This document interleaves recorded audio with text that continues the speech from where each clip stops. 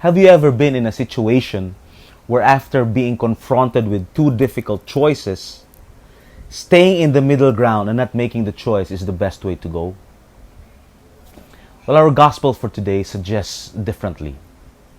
My name is Abion Calo, and welcome to Pathways of Hope.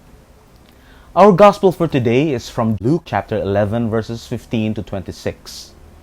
And in verse 23, Jesus says, "He who is not with me is against me." Well, it all started with verse 14 actually. That Jesus cast out a demon that causes the man to become mute. After he was able to do that, they all marveled.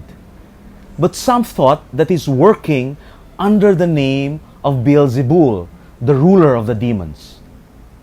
You know, exorcism or casting out a demon from a person was not an unusual thing during Jesus' day. In fact, they have exorcists. But these exorcists believed that in order for them to have authority over the demon, they need to name the demon. They need the name to be revealed by the demon. The problem here is that they couldn't do that because the demon causes this man to be mute. But Jesus showed his authority over this demon. Even without naming the demon, he was able to cast out this demon from the person. And they all marveled. But then the question about working under Beelzebul, Jesus logically answered them that if he were an agent of Satan, and so working or fighting against Satan, then there's civil war coming to Satan's kingdom, and Satan's kingdom will not stand. And then Jesus uses this picture of a strong man, fully armed, guarding his goods to keep them safe. And only when a stronger man overcomes him, will take his armor with him and divide his spoil, defeats the strong man. Jesus, by casting out the demon, showing his authority over this demon, is showing us today that he is the stronger man. That he's the one who binds Satan, defeats him completely. And so if Jesus is the stronger man, with whom will we be partnered? Will we be with Jesus, or will we be against him? It's our choice.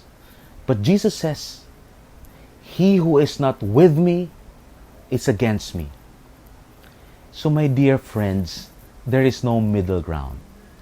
By not deliberately choosing Jesus, we actually choose to be against him.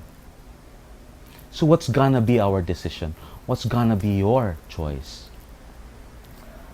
I would like to invite you now to a prayer. A prayer against standing in the middle ground. A prayer asking for God's grace to choose Jesus. Let's bow our heads. Lord, sometimes we are afraid to choose you. Sometimes, O Lord our God, we find ourselves choosing the middle ground. Grant, O Lord, that we may not do that we might be able to deliberately and intentionally choose you, to be with you, and not to be against you. Amen. Have a blessed Friday to all of you, my dear friends.